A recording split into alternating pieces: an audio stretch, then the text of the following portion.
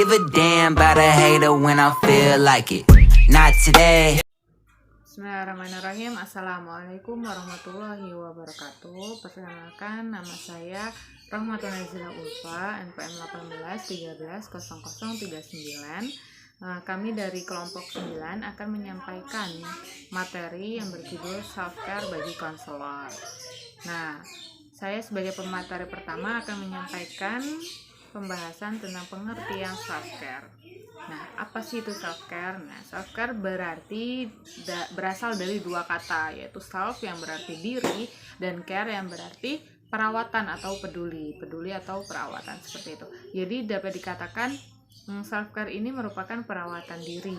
Dan sedangkan menurut Om, self-care adalah suatu kegiatan untuk memenuhi kebutuhan dalam mempertahankan kehidupan, kesehatan, dan kesejahteraan individu, baik dalam keadaan sehat maupun sakit yang dilakukan oleh individu itu sendiri. Nah, jadi self-care ini merupakan perawatan diri yang dilakukan oleh kita sendiri, yang mana itu tuh untuk mempertahankan suatu kehidupan ataupun kesehatan, kesejahteraan, ya, baik itu dalam kita keadaan sakit ataupun tidak, supaya kita dapat mencapai kehidupan yang bahagia, seperti itu. Baik, materi selanjutnya akan dilanjutkan oleh pemateri selanjutnya.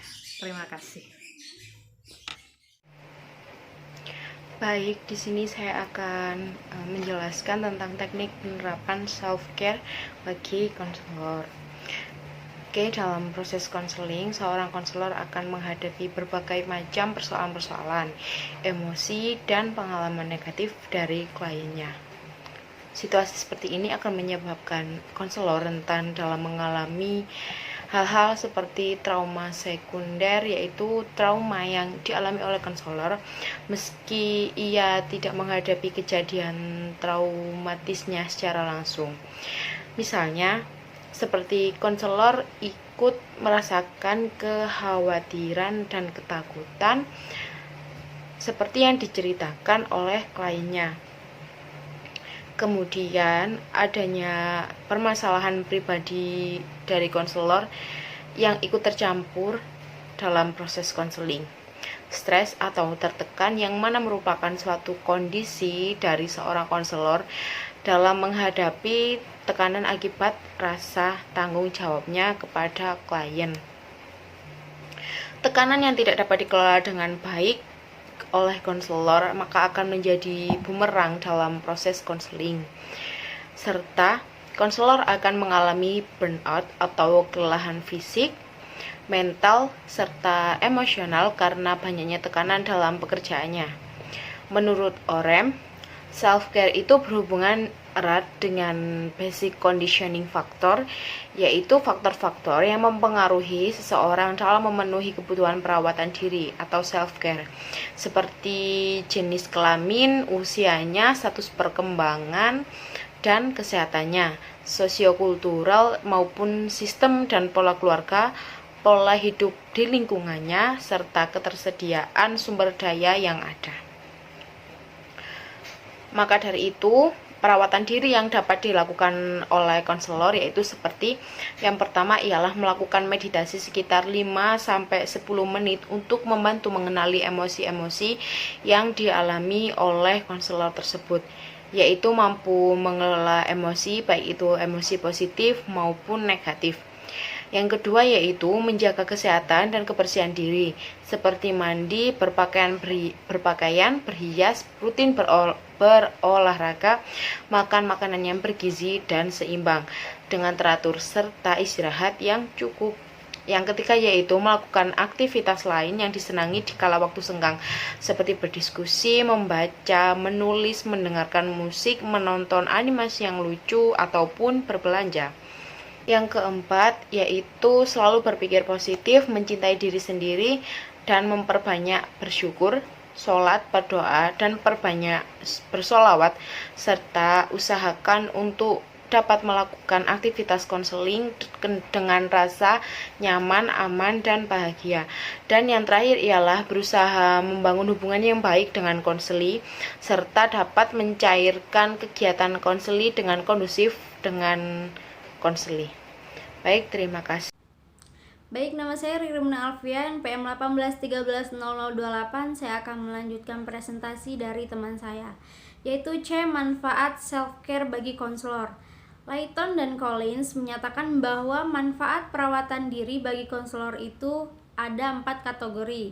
Yang pertama, manfaat secara fisik. Manfaat secara fisik ini diantara lain bisa istirahat, bisa relaksasi, atau bisa penyakit fisik yang berkurang dan merasa direvitalisasi secara fisik.